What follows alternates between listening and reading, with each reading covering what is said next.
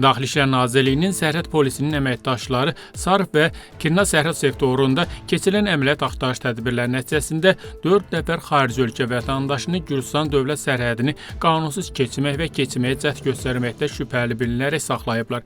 Qanun pozuntusu 5 ilə qədər azadlıqdan məhrum etmə cəzası ilə cəzalandırıla bilər. Aparılan araşdırmalar zamanı məlum olub ki, 2 nəfər sərhəd keçid məntəqəsini yan keçməklə Türkiyə istiqamətinə qanunsuz sərhədi keçməyə cəhd göstərib. Digər 2 şəxs isə yük maşınının içində gizlənərək sərhədi qanunsuz keçib və ölkəyə daxil olublar.